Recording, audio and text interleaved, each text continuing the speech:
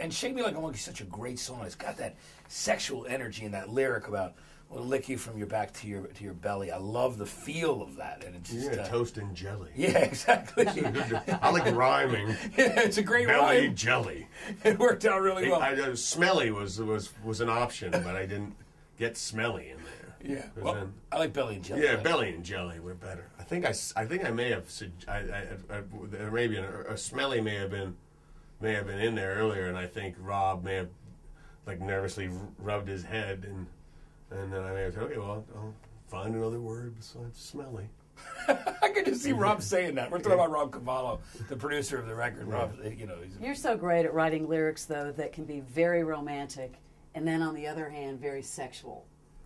Yeah, I've tried, as long as it's mildly silly, I think you can get away with saying things. As long as it's not too, like some people can get away with just saying really sexy things, but I always like to, as long as it's mildly self-deprecating. Yeah. And it's like, really? Toast and jelly? Belly? Really? I didn't say smelly. Yeah.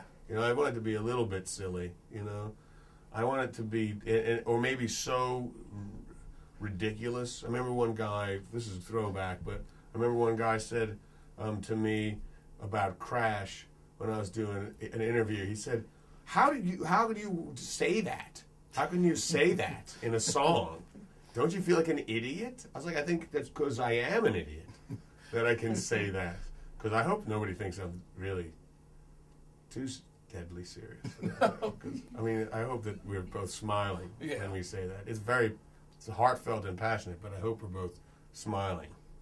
I hope nobody's hoping that I think that that's profound poetry. You're having fun. Belly. You've always had a sense of humor. Jelly. That's the truth. Smelly. Funny the way What's it is. on the telly? Yeah. Funny the way it is, Dave, is, we talk about, mortality and with Roy's death.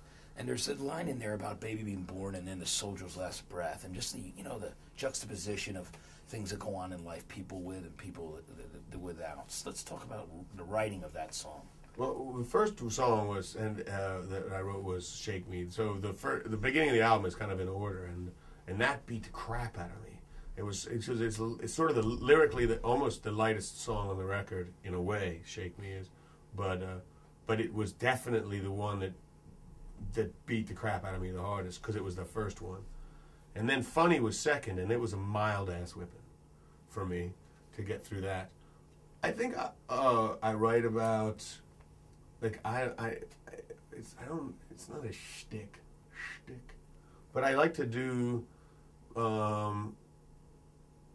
like the idea of putting things together that don't fit together, the sort of, the idea of, pointing out the obvious, and it's not really funny. I like the idea of pointing out the obvious tragedies in the world, and make it a really flowery, fluffy bunny. It's like, look, there's a dying baby, a starving baby.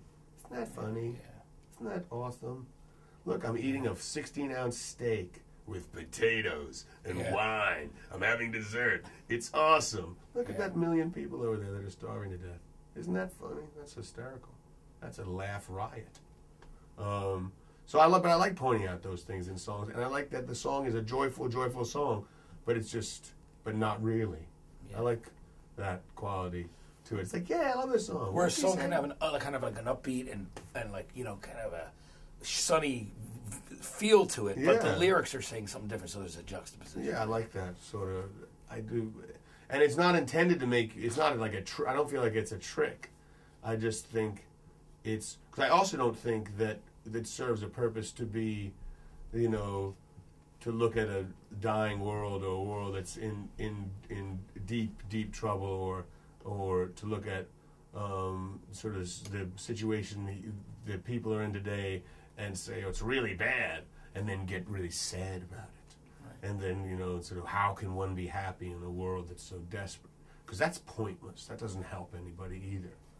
Absolutely. So I think we're allowed to be just song. I like music that I can say things that I think are important, but also it's okay to dance a little bit, even if you do it badly. And feel good at the same Yeah, you time. can feel good, you know. Yeah. You don't have to feel bad. The other night you were mentioning you really loved the song Squirm on the record. Talk about that.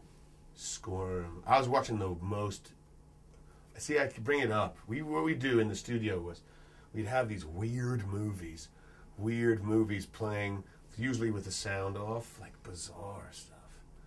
You know that director, Miike, is that the Japanese director? Isn't that some nutty Visitor Q? Yeah. Weird movies, and we had a lot of weird movies, but there was a particularly disturbing film that no one should see. It wasn't a Pasolini movie, was it? No, well, we had a few. Yeah. Yeah, but this one, I can't remember the director. This one was called Cannibal Holocaust. I remember that. Oh, Sounds like a Pinfield movie. It is so dark. It's like weird and bad and good and dark and it's just terrible. But the odd thing is that without the sound. Yeah. And it was really to have something bizarre sort of going on as sort of you glance up and go, what the heck is going on while you're working? And then it wasn't on, so it was like, let's watch the movie. But it was like, what is happening here? And we watched some really serious films as well, occasionally turn the sound on. But this, without the sound, this movie was just horrifying. It's a disturbing film. It's to a begin really with. disturbing. Yeah, it's really just an imagery of horrible violence and. But then that the song kind of, while that was happening, this song kind of, a really joyful song. It was like a rebuttal. Yeah. No. That's not the way to. That's not a good way to. That's not a good way to. That you should never behave that way. Yeah. And that was sort of. So for me, Squirm is a very. Is a joyful. Skin rubbing song. Yeah. It is that which brings us together I like and that. tightly.